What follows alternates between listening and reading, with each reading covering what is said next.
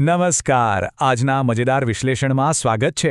કલ્પના કરો કે કોઈ પત્રકાર એક નાના અને શાંત ગામમાં આવે અને તેને અચાનક એકદમ હાસ્યથી ભરપૂર સુપરનેચરલ કોમેડી થ્રિલર જેવી ઘટના જોવા મળે. અરે હા, બિલકુલ એવું જ થયું હતું. ચાલો આપણે ઊંડાણમાં જઈએ અને જોઈએ કે કેવી રીતે એક જ અદૃશ્ય શક્તિએ આખા ગામને બાનમાં લીધું અને સામાન્ય જનજીવનને સાવ અફરાતફરીમાં ફેરવી નાખ્યું. હવે જુઓ, આખા ગામમાં જે ભયંકર અફરાતફરી મચી ગઈ હતી ને, એને સમજવા માટે આપણે કાકા અને ભત્રીજાની જોડીના ડરને સમજવો જ પડશે. સતત પડતા પહેલા અદૃશ્ય લાફાઓના ત્રાસથી તેઓ એટલા બધા અપમાનિત થઈ ગયા હતા કે કાકાએ તો છેક એવું કહી દીધું કે આવી રીતે જીવા કરતાં તો ઝેર પીને મરી જવું સારું. જરા વિચારો, આ તેમનો ડર અને હતાશા કઈ હદે પહોંચી ગઈ હશે. તો હવે સૌથી મોટો સવાલ એ ઊભો થાય છે કે જે ગામમાં સામાન્ય રીતે એકદમ શાંતિ હોય, એ રાતોરાત આવા પાગલપન અને ભયના કેન્દ્રમાં કેવી રીતે ફેરવાઈ ગયું? અદૃશ્ય લાફાઓની એક સામાન્ય વણઝારે કેવી રીતે આખા સમુદાયમાં ભય અને એકબીજા પ્રત્યે અવિશ્વાસ ઊભો કરી દીધો, તે સમજવું ખરેખર રોમાંચક છે. અહીંથી શરૂ થાય છે ગામનો અદૃશ્ય આતંક. આ વિભાગમાં આપણે એ જોઈશું કે કાકા અને ભત્રીજાનો એ ભયાનક ડર કેવો હતો. હવે આ જુઓ, આ સૌથી રસપ્રદ ભાગ છે. અદૃશ્ય હુમલાઓથી બચવા માટે આ બે જણાએ જે રસ્તાઓ અપનાવ્યા છે ને, એ સાંભળીને કોઈને પણ હસવું આવી જશે.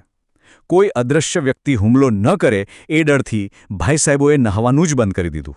પત્નીને તેના પિયર રવાના કરી દીધી અને એટલું જ નહીં, સંપૂર્ણપણે ગાયબ થઈને ખેતરના એક અવાવરું ખૂણામાં જઈને સંતાઈ ગયા. જાણે કોઈ જાસૂસી મિશન પર હોય એમ. એક સામાન્ય મજાકને તેઓએ જીવન મરણનો સવાલ બનાવી દીધો હતો. અને ખેતરમાં સંતાયા પછી તેમનો જાહેર અહંકાર જાણે સાવ તૂટી જ ગયો હતો. ભત્રીજાએ એકદમ કંટાળીને કહ્યું કે આપણે તો કોઈનું ખૂન કર્યું હોય ને એવા અપરાધીઓની જેમ અહીં સંતાઈને રહીએ છીએ. લોકોની સામે થતા અપમાનથી બચવા માટે સામાજિક જીવનથી સંપૂર્ણ રીતે કપાઈ જવું, આ ખરેખર તેમના ભયની પરાકાષ્ઠા હતી.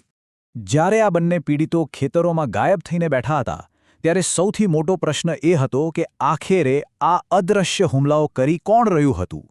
શું આ કોઈ ભૂતપ્રેતનું કામ હતું કે પછી કોઈ છુપો દુશ્મન? ચાલો હવે આ રહસ્યમય માસ્ટરમાઇન્ડ પરથી પડદો ઉઠાવીએ. તો ચાલો હવે આપણે આ અદૃશ્ય પ્રેન્કસ્ટર એટલે કે ટીખળખોરનો પર્દાફાશ કરીએ. અહીં હરીબાનું રહસ્ય બહાર આવે છે. તમને જાણીને નવાઈ લાગશે કે આ આખી ઘટના પાછળ કોઈ જૂની દુશ્મનાવટ કે સાજિશ નહોતી. વાત એમ હતી કે હરીભાને દરિયા કિનારાના પ્રવાસમાં એક વિચિત્ર ઘડિયાળ મળી ગઈ. પછી તેણે એક ન્યૂઝ વિડિયો જોયો જેમાં જાણવા મળ્યું કે આ ઘડિયાળ તો માણસને અદૃશ્ય કરી શકે છે. બસ પછી તો શું, આ ઘડિયાળ ખરેખર કામ કરે છે કે નહીં એ ચેક કરવા તેણે કાકા અને ભત્રીજા પર અખતરો કર્યો અને તેમને લાફા માર્યા અને પાછું પોતાની આ નવી શક્તિ વિશે બળાશ મારવા જઈને ભૂમતાજીને આખું રહસ્ય કહી પણ દીધું. અને બરાબર અહીં જ આ આખી ઘટનાની વાહિયાતતા એકદમ સ્પષ્ટ થઈ જાય છે. એક તરફ ડાબી બાજુ જુઓ, કાકા અને ભત્રીજો જીવના ડરથી ફફડી રહ્યા છે, ઘરબાર છોડીને ખેતરોમાં સંતાઈ ગયા છે. અને બીજી તરફ જમણી બાજુ હરીભાનો હેતુ જુઓ, તદ્દન સાધારણ. એને તો બસ ખાલી મજા જ આવતી હતી. એ તો માત્ર એટલું જ ચેક કરવા માંગતો હતો કે આ જાદુઈ ગેજેટ ખરેખર ચાલે છે કે કેમ. છે ને એકદમ હાસ્યાસ્પદ વિરોધાભાસ.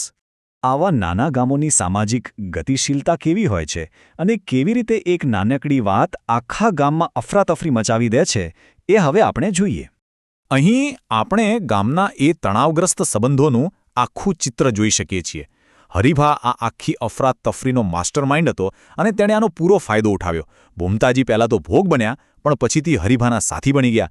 જ્યારે બીજી તરફ મફુજી અને ભરતજી જેવા લોકોમાં ડર એટલો બધો વ્યાપી ગયો કે ભાઈ તેઓ તો ઘરમાં જ કેદ થઈ ગયા અને ધાર્મિક કાર્યક્રમો પણ રદ કરી નાખ્યા. એક નાનકડી મજાકે આખા ગામને કેવા ભાગલામાં વહેંચી દીધું. જો આને ધ્યાનથી સમજીએ ને તો આ સામાજિક કટાક્ષનું એક બેસ્ટ ઉદાહરણ છે. પેરાનોયા એટલે કે ડરની અસર એવી તો ફેલાઈ કે ગામનો હવન અને બધી ધાર્મિક વિધિઓ અનિશ્ચિત સમય માટે બંધ થઈ ગઈ. ગામના વડીલોએ તો ઘરની બહાર નીકળવાની કે બારીઓ ખોલવાની પણ ના પાડી દીધી. આજીવન પાડોશીઓ વચ્ચે અચાનક અવિશ્વાસ ઊભો થઈ ગયો અને ગામના જે જાહેર ચોરા અને બેઠકો હતી એ સંપૂર્ણપણે ખાલીખમ થઈ ગઈ. નાના ગામની શાંતિ ખરેખર કેટલી નાજુક હોય છે એ અહીં સાબિત થાય છે. હવે આ વાર્તા તેના અંતિમ અને સૌથી રમૂજી વળાંક પર પહોંચે છે, જ્યાં આખરે હરીભાનું પતન થાય છે અને બદલાની શરૂઆત થાય છે. બને છે એવું કે હરીભાના ઘરમાંથી જ એ જાદુઈ ઘડિયાળ ચોરાઈ જાય છે અને આ સાથે જ તેની અદૃશ્ય થવાની શક્તિ છીનવાઈ જાય છે. હવે સંપૂર્ણપણે અસુરક્ષિત હતો. શક્તિવિહીન થઈ ગયા પછી હરિભા એક બહુ મોટી ભૂલ કરે છે. તે સીધો ગ્રામ પંચાયતના બોરવેલ પાસે જાય છે અને કાકા અને ભત્રીજા સમક્ષ પોતાનો ગુનો કબૂલી લે છે. તેને કદાચ એવી બહુ નિર્દોષ આશા હશે કે ગામના લોકો છે મારી આ મજાકને સમજી જશે અને સામાન્ય વાત ગણીને હસીને માફ કરી દેશે. પણ જે ક્ષણે હરિભા આ સત્ય બહાર પાડે છે અને કહે છે કે અરે મારે તો ખાલી ઘડિયાળ કામ કરે છે કે નહીં એ જ ચેક કરવું હતું, એ જ ક્ષણે વાર્તા આખી પલટાઈ જાય છે. કાકા અને ભત્રીજાને અચાનક સમજાય છે કે અરે તેઓએ જે આટલો બધો માનસિક ત્રાસ સહન કર્યો, ખેતરોમાં સંતાઈ રહેવું પડ્યું, એ માત્ર ને માત્ર એક પ્રયોગ હતો. હરિભાનો આ નિર્દોષ બચાવ સાંભળીને તેમનો બધો ડર હવે એક ભયંકર ગુસ્સામાં ફેરવાઈ જાય છે. અને પછી શું થાય છે ખબર છે? જે પીડિતો અત્યાર સુધી ડરથી ફફડતા હતા તે અચાનક નિર્દયી અપહરણકર્તા બની જાય છે.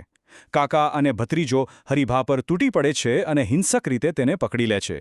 હરિભા ગમે એટલી માફી માંગે છે પણ તેઓ એક પણ વિનંતી સાંભળતા નથી. હવે તો બસ એક જ પ્લાન છે, તેને દોરડાથી બાંધીને આખા ગામમાં તેનું જાહેરમાં સરઘસ કાઢવું અને પોતાનો બદલો પૂરો કરવો.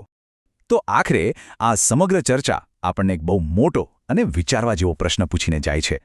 જ્યારે આ અદૃશ્ય ખતરાનો પર્દાફાશ થાય છે ત્યારે ગામનો સાચો રાક્ષસ કોણ બને છે? પેલો ટીખળખોર હરિભા જેણે માત્ર મજાક માટે આ બધું કર્યું, કે પછી બદલો લેવાની ભાવનામાં અંધ બની ગયેલા કાકા અને ભત્રીજો?